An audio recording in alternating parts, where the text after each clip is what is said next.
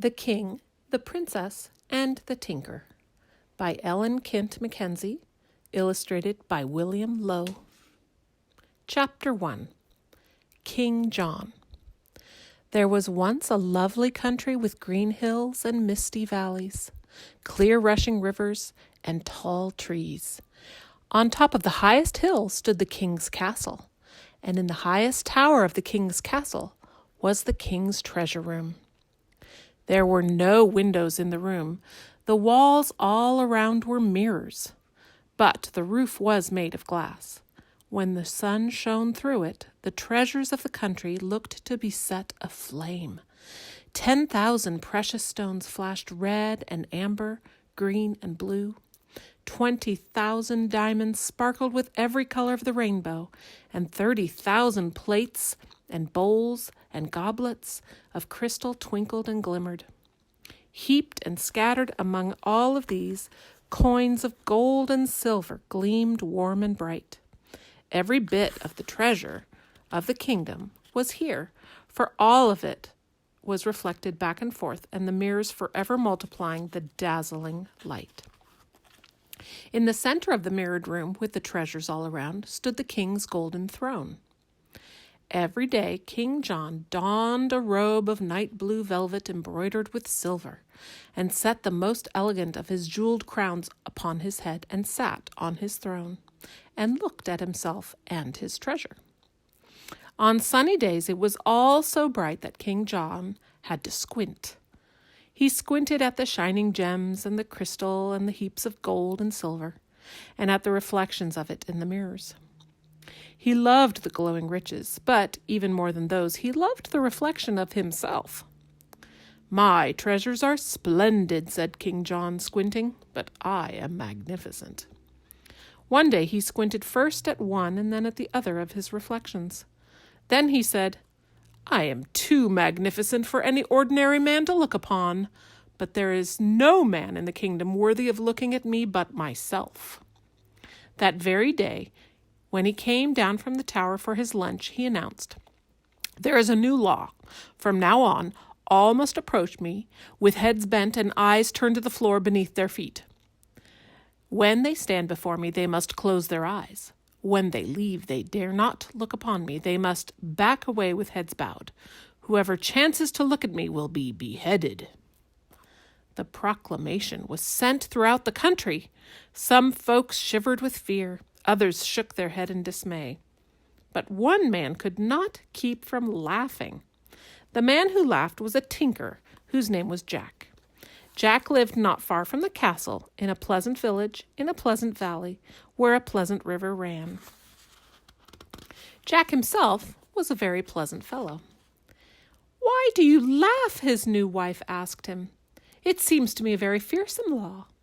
"I laughed because it seems to me a foolish law," Jack said. "What is the use of being a king if no one ever sees you?" His wife was still distressed, so he added, "My dear one, the king keeps so to himself that neither you nor I have ever seen him, and it is likely neither of us ever will see him.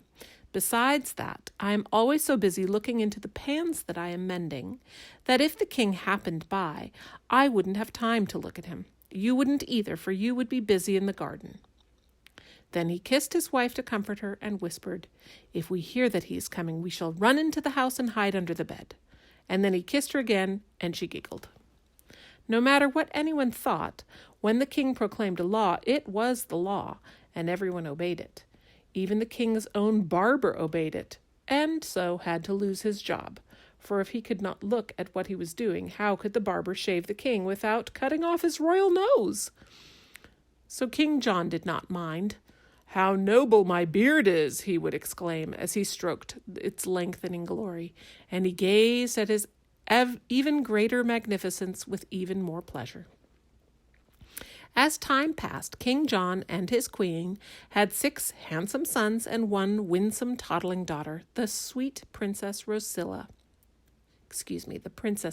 Rosilla. He saw little enough of them, for he spent more and more of his days in the royal treasure room. At first he came down at lunchtime, and then not until supper, and later he came only for the greatest affairs of state. Of course, none of his children was allowed to look upon his father, or hers, any more than anyone else. Not even the queen could look upon her husband, which left her so unhappy that at last she died of grief. After that, King John stayed in his royal treasure room for all but the tiniest bit of time. Once a year he came down from the tower to see how his children were growing, for he had promised the queen that he would keep an eye on them. But now he squinted so badly that he really could see no more than a shadow of them. However, he had the princess and the princes stand against the wall so that he might place a brick on their heads and mark their height. He was always surprised at the comforting softness of Princess Sweet Rosilla's hair when he felt the top of her head before setting the brick there. Sometimes his hand lingered and patted that softness. It was so different from the hard jewels he let his fingers run through each day. Of course, the thought of the jewels running through his fingers reminded him of their importance, so that by the time he had put his nose to the wall to see where the mark was from this year, to see where the mark from this year differed from that of a year ago, he had forgotten about the softness of her hair. Satisfied that his children were growing and that he had kept his promise, he would return to his treasures. Only once in 5 years did he leave the tower with its mirrored splendor to travel into the country and to see how it was coming along. This he did because the general, with closed eyes and bowed head, pleaded with him. Even if they never see you, your people must know that you are keeping watch over them.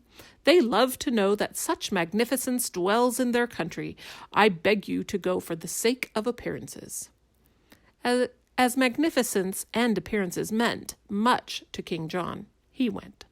But by now the king had come to squint so much that he saw very little and did not gleam as brightly as 20,000 diamonds under a noonday sun. So on those rare days, King John scarcely saw his country any more than he had seen his children. He did not see the lovely hills and valleys. He did not see how strong and handsome his sons grew.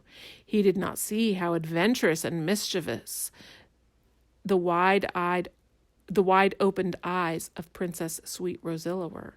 It really was too bad.